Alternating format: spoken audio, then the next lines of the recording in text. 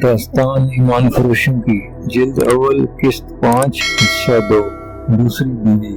घोड़े तमाशाइयों के सामने से गुजर गए तो 70 सवार आ गए। ऊँटों को भी घोड़ों की तरह रंगदार चादरों से सजाया गया था। हर सवार के हाथ में एक लंबा नेजा और उसके फल से जरा नीचे 3-3 इंच चौड़े और 1.5 फुट लंबे दो रंगे कपड़े झंडियों की तरह बंधे हुए थे। हवा में वो फड़फड़ाते तो बहुत ही खूबसूरत लगते। हर सवार के कंधों से एक कमान आवेजां और ऊंट की जीन के साथ रंगीन तरकश बंधी थी।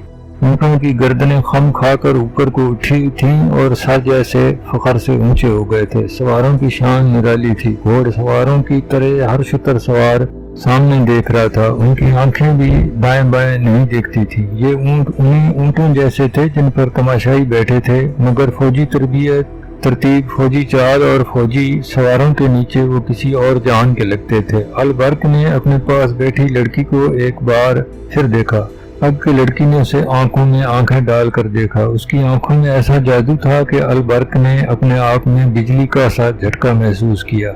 लड़की के होंठों पर शर्म हया का तबस्सुम आ गया। फिर उसने अपने पास बैठे बूढ़े को देखा तो उसका तबस्सुम नफरत में बदल गया। अलबर्क की एक बीवी थी जिसमें से उसके 4 बच्चे थे। वो शायद इस बीवी को भूल गया था। वो लड़की इस कदर करीब बैठा था कि लड़की का उठा हुआ रेशमी नकाब हवा से उड़कर कई बार अलबर्क के सीने से लगा। एक बार उसने नकाब हाथ से परे किया तो लड़की ने शर्मा कर माजरत की। अलबर्क मुस्कुराया, मुंह से कुछ न कहा। 70 सवारों के पीछे प्यादा फौज आ रही थी। उनमें तीर अंदाजों और तेज जनों के दस्ते थे। उनकी एक ही जैसी चाल, एक ही जैसे हथियार और एक ही जैसा लिबास तमाशाइयों पर वही असर तारी कर रहा था जो सुल्तान अयूबी करना चाहता था। सिपाहियों के चेहरों पर तंदुरुस्ती और तवानाई की रौनक थी और वो खुश खुरम और मुतमईन नजर आते थे। ये सारी फौज नहीं, सिर्फ मुंतखब दस्ते थे। उनके पीछे मंजनीकें आ रही थीं जिन्हें घोड़े घसीट रहे थे। हर मंजनीक दस्ते के पीछे एक एक घोड़ा गाड़ी थी जिसमें बड़े बड़े पत्थर और हानियों की किस्म के बर्तन रखे थे। उनमें तेल जैसी कुछ चीज भरी हुई थी जो मंजनीकों से फेंकी जाती। जहाँ ये बर्तन गिरता था वो कई टुकड़ों में टूटकर सियाल मादे को बहुत सी जगह पर बखेर देता। इस पर आतिशी तीर चला जाते तो सियाल मादा शोले बन जाता। सुल्तान अयूबी की क़यादत में ये सवार और प्यादा दस्ते तमाशाइयों के सामने से दूर आगे निकल गए। सलाउद्दीन अयूबी रास्ते से वापस आ गया। उसके घोड़े के आगे अलमबरदारों के घोड़े दाएं बाएं और पीछे मुआवजों के घोड़े और उनके पीछे नायब सालारों के घोड़े थे। सुल्तान घोड़े से कूदकर उतरा और तमाशाइयों को हाथ हवा में लहरा लहरा कर सलाम पेश करता शामियाने के नीचे चला गया। वहां बैठे तमाम लोग उठ खड़े हुए। सुल्तान अयूबी सबको सलाम करके अपनी नशिस्त पर बैठ गया। सवार और प्यादा दस्ते दूर आगे जाकर टीलों के अकब में चले गए। मैदान खाली हो गया। एक घोड़सवार सरपट घोड़ा दौड़ाता आया। उसके एक हाथ में घोड़े की लगाम और दूसरे में ऊंट की रस्सी थी। ऊंट घोड़े की रफ्तार के साथ दौड़ता आ रहा था। मैदान के वस्त में आकर घोड़सवार घोड़े पर खड़ा हो गया। उसने बागें छोड़ दी। वो उछलकर ऊंट की पीठ पर खड़ा हो गया। वहां से कूदकर घोड़े पर सवार हुआ। घोड़े और ऊंट की रफ्तार में कोई फर्क नहीं आया था। घोड़े की पीठ से वो ऊंट की पीठ पर चला गया और दूर आगे जाकर गायब हो गया। खादिमुद्दीन अलबर्क जरा सा दाएं को झुका। उसके मुंह और लड़की के सर के दरमियान 2-3 इंच का फासला रह गया था। लड़की ने उसे देखा। अलबर्क मुस्कुराया। लड़की शर्मा गई। बूढ़े ने दोनों को देखा। उसके बूढ़े माथे के शिकन गहरे हो गए। अचानक टीलों के पीछे से हांडियों की तरह के मिट्टी के वो बर्तन जो घोड़ा गाड़ियों पर लदे हुए थे ऊपर को जाते, आगे आते और मैदान में गिरते नजर आए। बर्तन टूटते थे तो तेल उछलकर बिखर जाता था। कमोबेश 100 बर्तन गिरे और उनसे निकला हुआ मादा तकरीबन 100 गज लंबाई और इसी कदर चौड़ाई में बिखर गया। एक टीले पर 6 तीर अंदाज तैयार हुए जिन्होंने सैल मादे पर जलते फलीकों वाले तीर चलाए तो वो सारी जगह घोड़े की पीठ जितना बुलंद 100 गज तक फैला शोला बन गई। एक तरफ से 4 घोड़सवार पूरी रफ्तार से आए और शोले में चले गए। तमाशाई दम बखुद थे कि वो जल जाएंगे, मगर वो इतने वसी शोले में दौड़ते नजर आ रहे थे। आखिर वो चारों शोले में से निकल गए। तमाशाइयों ने दादो तहसीन का वो शोर बुलंद किया कि आसमान सर पे उठा लिया। 2 सवारों के कपड़ों में आग लग गई थी। दोनों भागते घोड़ों से रेत पर गिरे और कुछ दूर तक लुढ़कते गए तो उनके कपड़ों की आग बुझ गई। अलबर्क इस शोर गुल और सवारों के कमालात से लाताल्लुक बस लड़की को देख रहा था जो उसकी तरफ देखती और जरा सा मुस्कुरा कर बूढ़े को देखने लगती। बूढ़ा उठकर जाने क्यों चला गया। लड़की उसे जाता देखती रही। अलबर्क को मालूम था कि लड़की बूढ़े के साथ आई है। उसने लड़की से पूछा, तुम्हारे वाले साहब कहाँ चले गए हैं। लड़की ने जवाब दिया, ये मेरा बाप नहीं, शौहर है। अलबर्क ने हैरत से पूछा, शौहर? क्या ये शादी तुम्हारे वालिदैन ने कराई है? लड़की ने उदास लहजे में कहा, इसने मुझे खरीदा है। अलबर्क ने पूछा, वो भी कहाँ गया है? लड़की ने जवाब दिया, नाराज होकर चला गया है। उसे शक हो गया है कि मैं आपको दिलचस्पी से देखती हूँ। अलबर्क ने रोमानवी अंदाज से पूछा, क्या तुम वाकई मुझे दिलचस्पी से देखती हो? लड़की के होंठों पर शर्मीली सी मुस्कुराहट आ गई। धीमे से बोली, इस बूढ़े से तंग आ गई हूँ। अगर किसी ने मुझे इससे निजात न दिलाई तो मैं खुदकुशी कर लूंगी। मैदान में सवार और पैदा फौजी हैरान कुन करतब दिखा रहे थे और हर्ब ज़र्ब के मुजाहरे कर रहे थे। तमाशाइयों ने जंगी मुजाहरे पहले कभी नहीं देखे थे। उन्होंने सिर्फ सूडानी फौज देखी थी जो खजाने के लिए सफेद हाथी बनी हुई थी। उसके कमांडर बादशाहों की तरह बाहर निकलते, उनके साथ अगर फौज का दस्ता हो तो वो जिहाद के लिए मुसीबत बन जाते थे, मवेशी तक खोल कर ले जाते।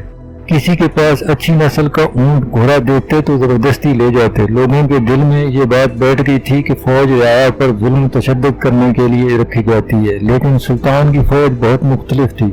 एक तो वो दस्ते थे जो मुजाहरे में शरीक थे, बाकी फौज को सुल्तान की हिदायत के मुताबिक तमाशाइयों में फैला दिया गया था ताकि वो लोगों के साथ घुल मिलकर उन पर ये तअस्सुर पैदा करें कि फौजी उनके भाई हैं और उन्हीं में से हैं। बदतमीजी बदअखलाकी करने वाले फौजी के लिए बड़ी सख्त सजा मुकर्रर की गई थी। खादिमुद्दीन अलबर्क जो सुल्तान अजूबी के जंगी मुशावरती महकमे का सरबराह और राजदान था, सुल्तान की हिदायत और मेलों के शोर गुल से बिल्कुल ही लातल्लुक हो गया था। लड़की जादू बनकर उसकी अक्ल पर गालिब आ गई थी। उसने लड़की में दिलचस्पी का इजहार किया जिसे लड़की ने कबूल कर लिया।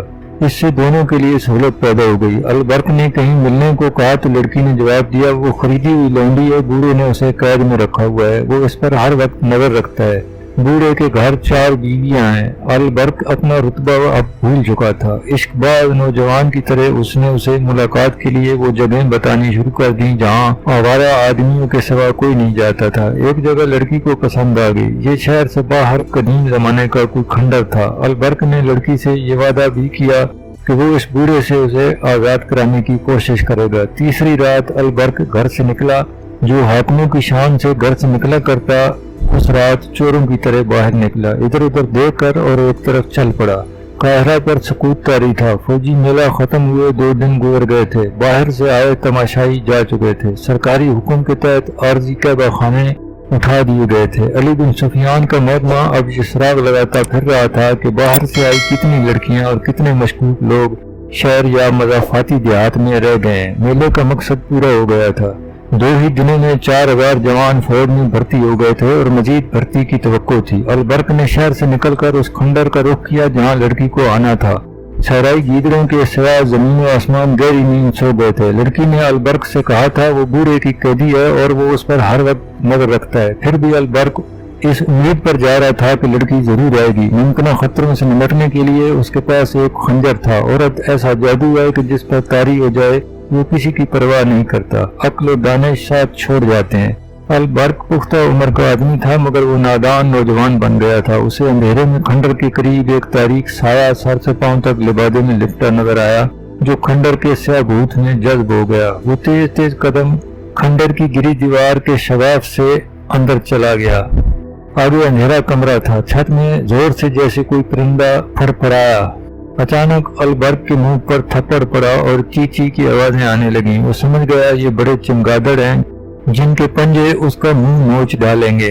कमरा उड़ते चमगादड़ों से भर गया था। वो बैठकर पांव पर सिरकता कमरे से निकल गया। आगे सीन था जिसके गिर्द गोल बरामदा था। अलबर्क ने यह भी न सोचा कि एक खरीदी हुई कैदी लड़की जिस पर हर वक्त नजर रखी जाती है इस हैबतनाक खंडर में कैसे आएगी। बरामदे में उसके कदमों की दबी दबी आहट ने उसे बता दिया कि यहाँ कोई मौजूद है। उसने कमर से खंजर निकाल लिया और आहिस्ता से पुकारा, आसिफा। लड़की ने उसे मेले में अपना नाम बताया था। आसिफा की आवाज आई, आप आ गए। वो बरामदे से दौड़ती आई और अलबर्क के साथ चिपक गई। कहने लगी, आपकी खातिर जान को खतरे में डालकर आई हूँ, जल्दी वापस जाना है। बूढ़े को शराब में नींद का सफूफ पिला आई, वो जाग न जाए। البرق نے پوچھا کیا تم اسے شراب میں زہر نہیں پلا سکتی؟ آصفہ نے کہا میں نے کبھی قتل نہیں کیا، میں نے تو کبھی یہ بھی نہ سوچا تھا کہ اس طرح کسی غیر مرد سے ملنے اس ڈراؤنے کھنڈر میں ہوں گی۔ البرق نے اسے بازو میں جکڑ لیا۔ اچانک ان کے پیچھے برآمدہ روشن ہو گیا، کمرے سے 2 مشعلیں نکلی۔